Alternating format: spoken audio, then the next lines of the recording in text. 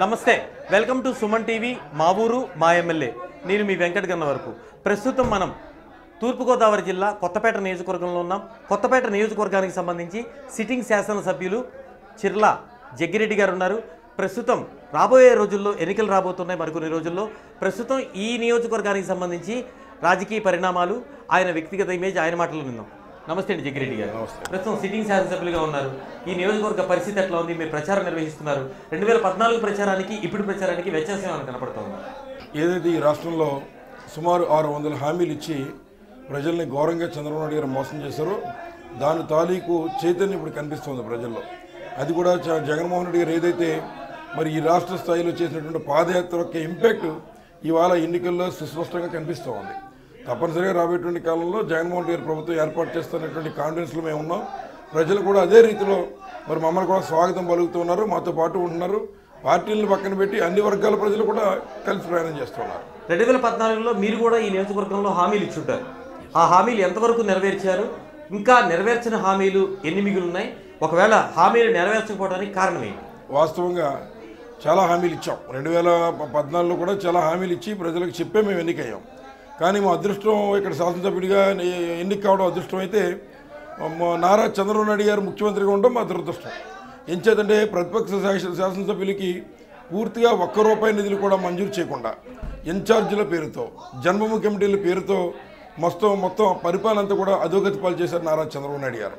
అదేవిధంగా ఎంతోమంది శాసనసభ్యుల్ని సంతలో గేదెలను కొన్నట్టు మరి ఆయన కొన్ని పార్టీలు మార్పించి వారిని మంత్రి స్థాయిలో కూడా కూర్చోబెట్టిన పరిస్థితులు మీరు కూడా చూశారు. అంచేత ఈరోజు ఉన్నటువంటి ప్రజానేకం ఇవన్నీ కళ్ళతో 5 సంవత్సరాలు చూశారు. చూసి రాజకీయ పరిస్థితులు ఎంత దారుణంగా దిగజారనేటువంటిది చూసుకొని మరి ప్రజలు కూడా ఈరోజు వైఎస్ఆర్సీపీని ఎన్నుకోవడానికి సిద్ధంగా ఉన్నారు. చంద్రబాబు నాయుడు పాలన మీద విసిగి చెందినటువంటి ప్రజలు వైఎస్ఆర్సీపీకి పట్టం కట్టడానికి సిద్ధంగా ఉన్నారు. మీ కొత్తపేట నియోజకవర్గంలో ఉన్న మండలాల్లో మౌలిక సదుపాయాల కల్పనలో కావచ్చు, అభివృద్ధిలో కావచ్చు, మౌలిక సదుపాయాల కల్పనలో డ్రైనేజ్ కావచ్చు, విద్య కావచ్చు, వైద్య విద్య కావచ్చు, తర్వాత తాగునీరు కావచ్చు, సాగునీరు కావచ్చు, వీటిల్లో పెండింగ్ ఏమైనా ఉన్నాయా? మీకు సంబంధించి, ఈ నియోజకవర్గానికి సంబంధించి విజన్ ఏమైనా ఉందా? 2004 నుంచి 2009 వరకు నేను శాసనసభ్యుడిగా ఉన్నాను. అప్పుడు ఈ నియోజకవర్గానికి గతంలో ఎప్పుడైనా వరదలు వస్తే మొత్తం ఈ నియోజకవర్గం కొట్టుకుపోయే పరిస్థితి ఉండేది.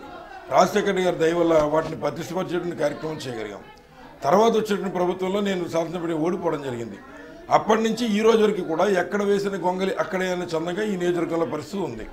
ముఖ్యంగా ఏదైతే ఈ నియోజకవర్గానికి అవసరమైనటువంటి మరి లంకలకి ఎలక్ట్రిఫికేషన్ అయ్యుండొచ్చు, అలా అదేవిధంగా ఏదైతే ఇక్కడ మౌలిక వస్తువులు, డ్రైనేజ్, అండర్ గ్రౌండ్ డ్రైనేజ్ ఏర్పాటు చేసేటువంటి పనులన్నీ కూడా మరి పక్కదారి పట్టాయి. ఎంచేతంటే ఇక్కడ అధికార పార్టీలో ఎమ్మెల్యేగా నేను లేను.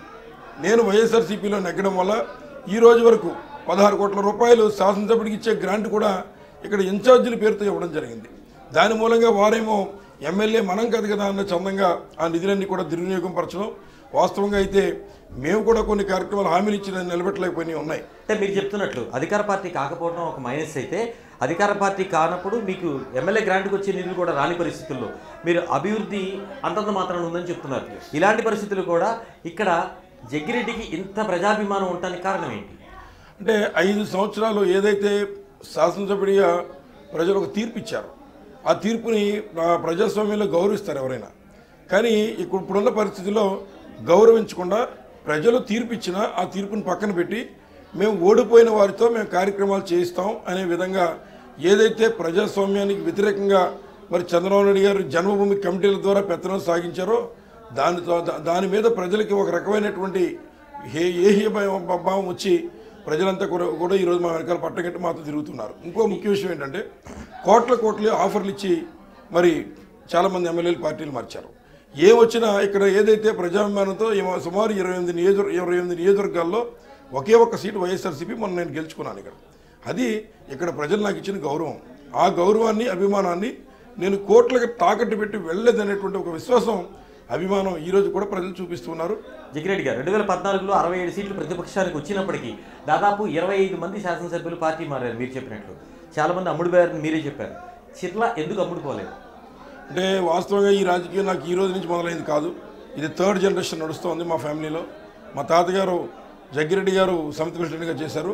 తదుపరి మా నాన్నగారు డాక్టర్ చిర్ల సోమసుందర్ రెడ్డి గారు 2 పర్యాయాలు ఎమ్మెల్యే చేశారు. నేను మరి రెండోసారి ఎమ్మెల్యేగా మరి చేస్తూ ఉన్నాను. ఏదైతే మా కుటుంబాన్ని నమ్మి ఆర్థిక పరంగా పెద్దవాళ్ళం కాదు, కులపరంగా పెద్దవాళ్ళం కాదు, డబ్బు పరంగా పెద్దవారం కాదు, మతపరంగా పెద్దవారం కాదు, కాకపోయినప్పటికీ అభిమానంగా అన్ని కులాల్లో ఇక్కడ ఉన్నటువంటి వారు అభిమానంగా అందరి వాడు జగ్గిరెడ్డి అనేటువంటి ఉద్దేశంతో మా కుటుంబాన్ని వారు ప్రోత్సహించిన తీరు ఏదైతే ఉందో దానికి నేను కానీ నా కుటుంబం కానీ రుణపడి ఉన్నాం. అందుచేత వారు చూపించే అభిమానం మీద కోట్లు నాకు ఎక్కువ కాదనే ఉద్దేశంతోనే ప్రజలతో నేను ఈ పార్టీలో కొనసాగుతున్నాను. 2019 ఎన్నికలు మరికొద్ది రోజుల్లో రాబోతున్నాయి. మళ్ళీ మీరు తిరిగి శాసనసభకు ఎన్నికైన తర్వాత ఇంకా ఏం పెండింగ్ పనులు ఉన్నాయి? ఈ నియోజకవర్గానికి సంబంధించి మీకు విజన్ ఏమైనా ఉందా, ప్రణాళిక ఏంటి? డెఫినెట్గా ఇంతకుముందు ఇదే నియోజకవర్గంలో నేను శాసనసభ్యుడిగా ఎన్నికై అప్పుడు రాజశేఖర్ గారి టైంలో అనేక పనులు కొన్ని చక్కబెట్టడం జరిగింది. ముఖ్యంగా వసంతవాడ లిఫ్ట్ ఇరిగేషన్ స్కీము మా టైంలో చేయడం జరిగింది. ఇవాళ రైతులకు ఎంతోమందికి ఉపయోగపడుతూ ఉంది. అలాగే మరి ఈసారి శాసనసభ్యుడిగా ఉండి పేరవరం లిఫ్ట్ ఇరిగేషన్ ఆధునీకరించే కార్యక్రమం నేను ఒక పోరాటం చేసి మంత్రిని నిలదీసి ఆ కార్యక్రమం చేసుకోగలిగాను. అలాగే ఏదైతే ఈ నియోజకవర్గంలో ఉన్నటువంటి గ్రాయిన్స్ మరి లంక భూముల అభివృద్ధి, అదేవిధంగా మౌలిక సదుపాయాల ఏర్పాట్లో డ్రైనేజీ కల్పనలు, అదేవిధంగా కొన్ని చోట బ్రిడ్జెస్ ఏర్పాటు చేసిన పరిస్థితులు ఇవన్నీ ఏవైతే ఉన్నాయో అవి రాబోయేటువంటి కాలంలో తప్పనిసరిగా చేద్దామనే ఉద్దేశంతోనే మేము ప్రయాణం చేస్తాం. సంక్షేమ పథకాల ప్రభావం తెలుగుదేశం ప్రభుత్వం ఏర్పాటు చేశారని చెప్తుంది. ఆ ప్రభావం ఏమైనా ఉంటుందా? సంక్షేమ కార్యక్రమాలు ఏ ప్రభుత్వం వచ్చినా అమలు చేయాలి. కానీ అమలు చేసేటువంటి తీరులో ఏదైతే ఈ నియోజకవర్గంలో కాపు కార్పొరేషన్ నిధులు వస్తే ఉద్యమాలు చేసిన వాళ్ళేమో కేసుల్లో మిగిలారు, ఎవరైతే ఇళ్లలో దూరారో పచ్చొక్క నేతలకి లోన్లు వచ్చాయి. కాబట్టి ఇంప్లిమెంట్ చేసేటువంటి విధానంలో ఏదైతే తెలుగుదేశం పార్టీ అవలంబించిన తీరు ఇవాళ వారి పార్టీ మీద వచ్చిన ప్రతిఘటనకి తిరుగుబాటుకి కారణం అవుతుందని నా భావం, నా యొక్క ఆలోచన. ఇప్పుడు చతుర్ముఖ పోటీ అయితే కనబడుతోంది. టీడీపీ, వైసీపీ, అదేవిధంగా జనసేన, బీజేపీ 4 పోటీలో ఎవరు లాభపడే అవకాశం కనిపిస్తుంది? ఎవరు ఎన్ని పోటీలు చేసినా గడిచినటువంటి 20-30 సంవత్సరాల నుంచి కూడా అందరినీ మా ప్రజలు చూస్తూ ఉన్నారు. ఇక్కడ ఎవరో కూడా సినిమా హీరోలు లేరు, అందరూ కూడా ప్రజల్లో తిరిగేటువంటి వారివి, అందరూ ప్రజలకు పరిచేస్తున్నాయి. ఎవరి యొక్క పరిస్థితి ఏమిటి, ఎవరు ఏ రకంగా సర్వీస్ చేస్తున్నారు, ఎన్నికలప్పుడు వచ్చినప్పుడు ఎవరు ఎలా మాట్లాడుతున్నారు, ఎన్నికలు అయిపోయిన తర్వాత కూడా ప్రజల గురించి ఎవరు పట్టించుకుంటున్నారు, ఎవరితో ప్రజలతో పాటు మమేకమై తిరుగుతున్నారు అనేటువంటి విషయాల్ని ప్రజలు పూర్తిగా గమనించి ఓట్లేస్తారు.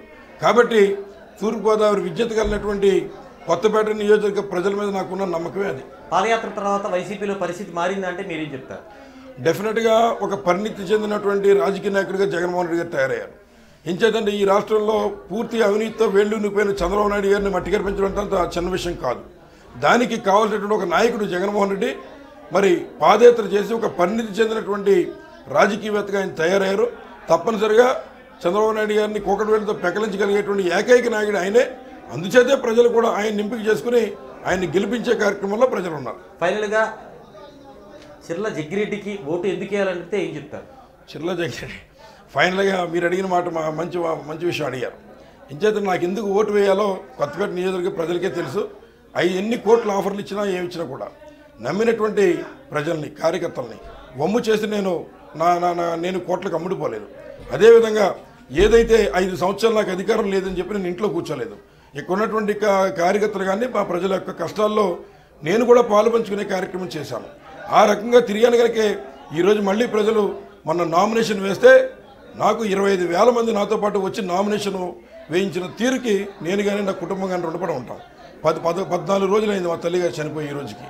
అయినప్పటికీ నామినేషన్ వేద్దాం వద్దా, ఈ ఆర్థిక ఇబ్బందులు మనం పడగలవా లేదా అనేటువంటి పరిస్థితుల్లో కూడా మరి నా ప్రజలు నాకు సహకరించి నామినేషన్ వేసిన తీరుకి నేను కానీ నా కుటుంబం కానీ రుణపడి ఉంటాను విషయాన్ని ఈ సందర్భంగా మనం చేస్తున్నాం. థ్యాంక్ యూ అండి జగ్గిరెడ్డి గారు. ఈ నియోజకవర్గ ప్రజలకు మీ సేవలు మళ్ళీ అందుబాటులో రావాలని, మరోసారి కొత్తపేట నియోజకవర్గం నుంచి శాసనసభకు ఎన్నికవ్వాలని సుమన్ టీవీ మనస్ఫూర్తిగా కోరుతుంది. Thank you very much. ప్రజలకు అందుబాటులో ఉండే విధానమే తిరిగి తన శాసనసభకు ఎన్నికే విధంగా చేస్తుందని, కొత్తపేట నియోజకవర్గంలో గతంలో కంటే ఎక్కువ మెజార్టీ వస్తుందని చెప్తున్న సందర్భం. ఇవి మా ఊరు మా ఎమ్మెల్యే విశేషాలు. చూస్తూనే ఉండండి సుమన్ టీవీ.